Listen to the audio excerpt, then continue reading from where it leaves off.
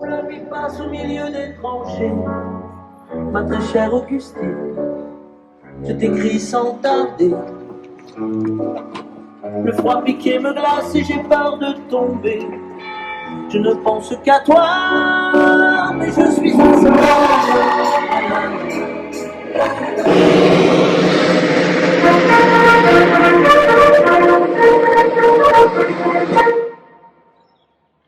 Lecture du message du ministre des Armées par M. Ollier.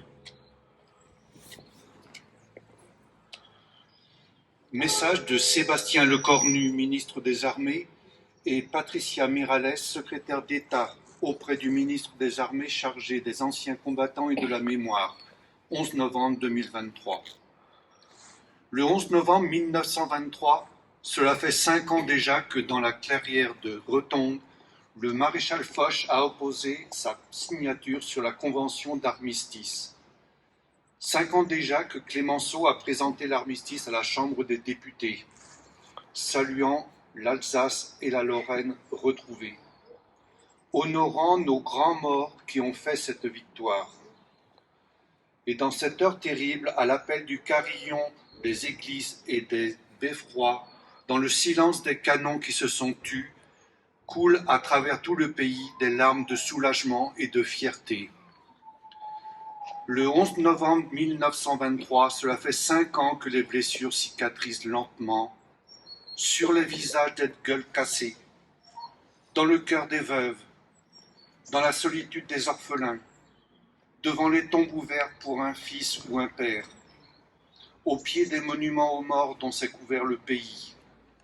Les Français sont devenus des sentinelles de l'oubli. Le 11 novembre n'est plus seulement une date, c'est devenu le rassemblement de tous les Français. C'est le 11 novembre 1920 quand le soldat inconnu est porté sous l'arc de triomphe pour ne jamais oublier le prix de la victoire.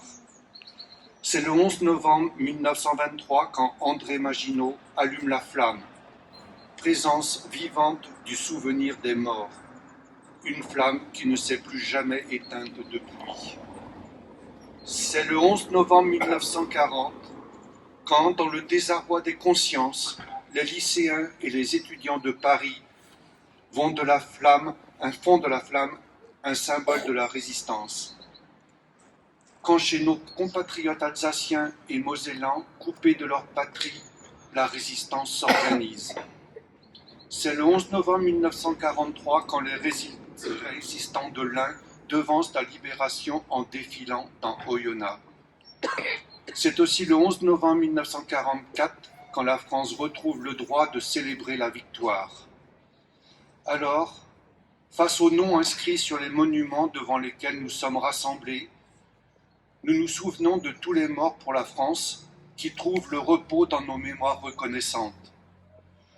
Nous nous souvenons de ceux de 14, de ceux de 40 et de 44, de ceux de 1954 et de 1962, de ceux de 1983 ou de 2008 et de tous les autres.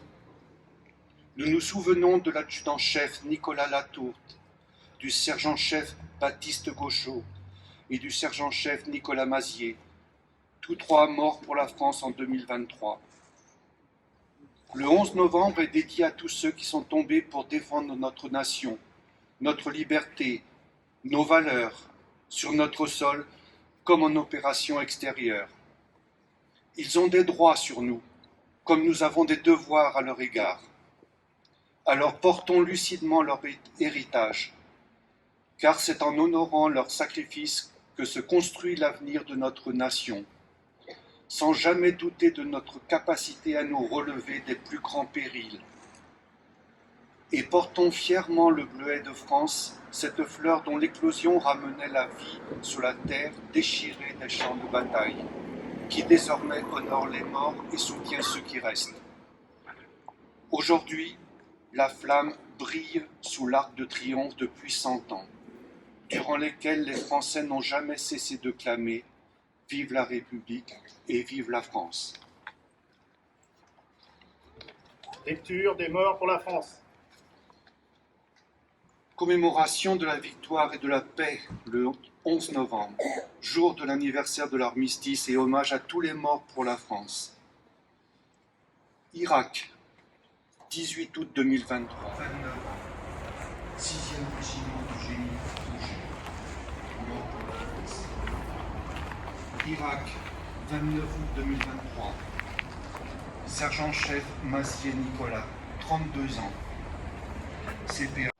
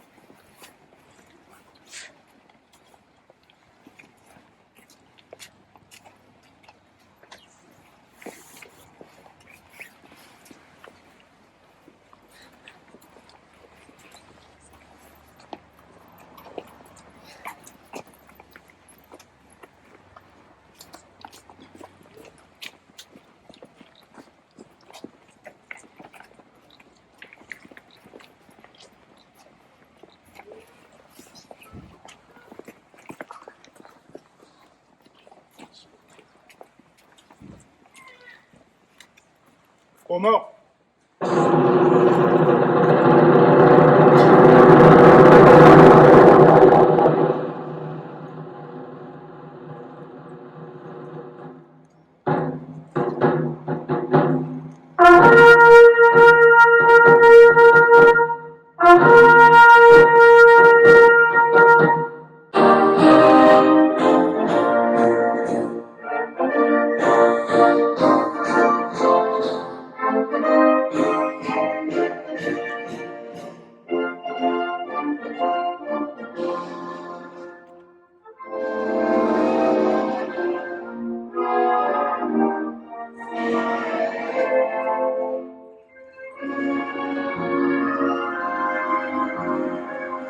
Au bord qui a retrouvé de l'espace, qui est toujours dans sa même configuration, reste le même pour nous, même appréciation, n'est-ce pas mon cher Marcel?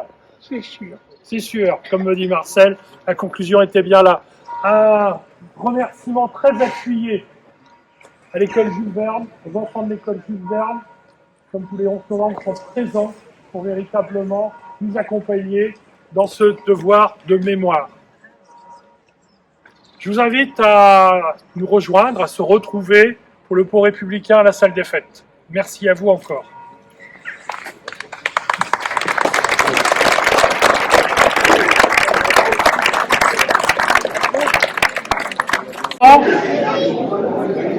Merci à toutes et à tous encore une fois d'avoir été présents, d'être présents aujourd'hui. Beaucoup de monde, que j'échangeais avec des journalistes en disant oui, beaucoup de monde dans cette cérémonie.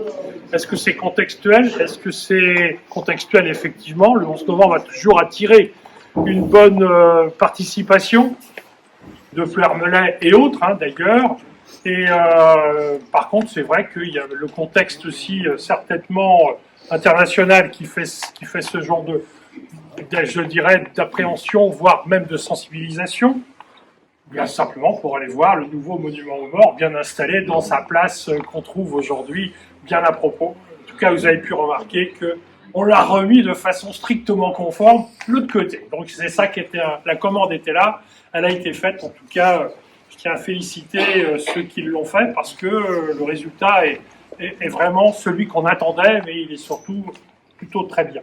Je regrette également de ne pas avoir fait le discours là-bas parce qu'ici, on est la moitié de ceux qui étaient présents. La dernière fois, j'avais dû dire il faudrait que je le fasse là-bas, et puis finalement, le temps passe et je l'ai encore oublié. Mais dans l'organisation, la prochaine fois, on tâchera de faire les discours directement sur place. Parce que je pense que ceux qui viennent ici, c'est pas essentiellement pour le discours.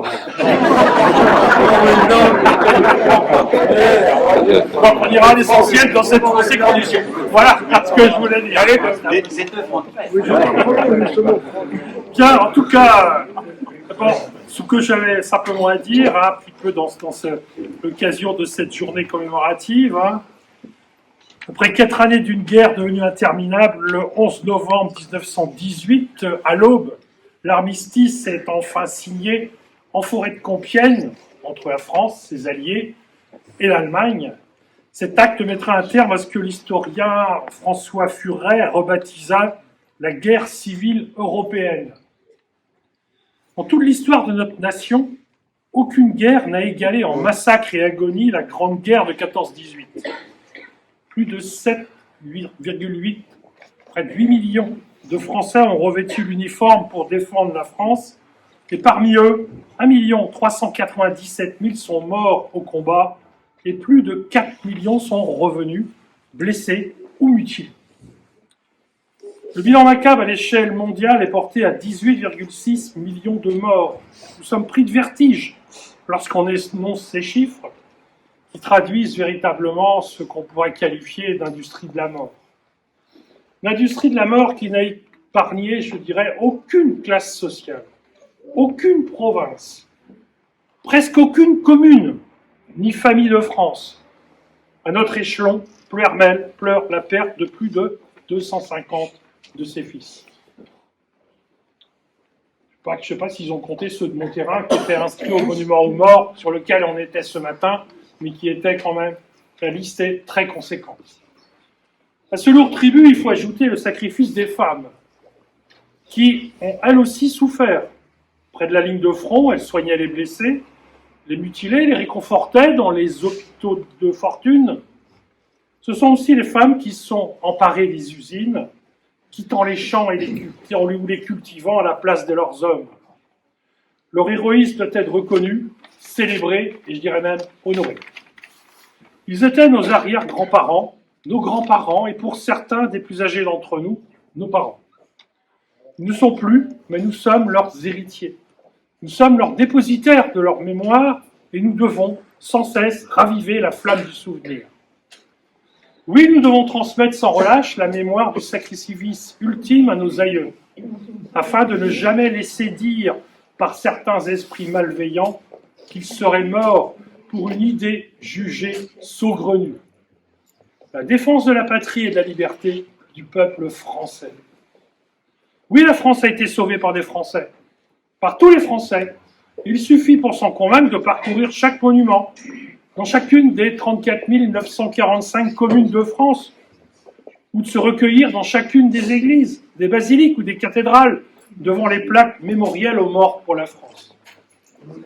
Célébrer les héros morts pour la France durant la Grande Guerre, c'est se souvenir que la liberté et la souveraineté de la France ont été acquises, préservées, consolidées au prix d'immenses sacrifices.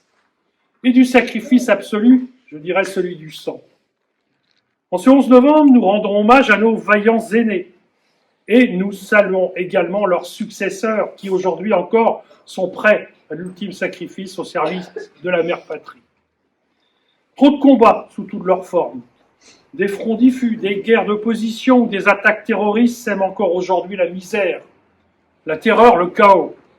En Ukraine, au Proche-Orient et dans beaucoup d'autres régions du globe, l'histoire bégaie et exige de la France qu'elle tourne le dos aux illusions pacifistes et antimilitaristes pour assumer pleinement sa place sur les champs de bataille comme dans le concert des nations.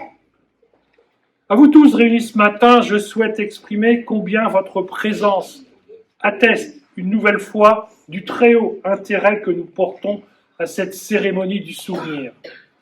Votre attachement patriotique nous encourage à faire vivre la mémoire collective, lui donner un sens fort dans notre société soumise au doute. Nous sommes également ici pour que nos enfants ne soient pas infirmes de leur passé.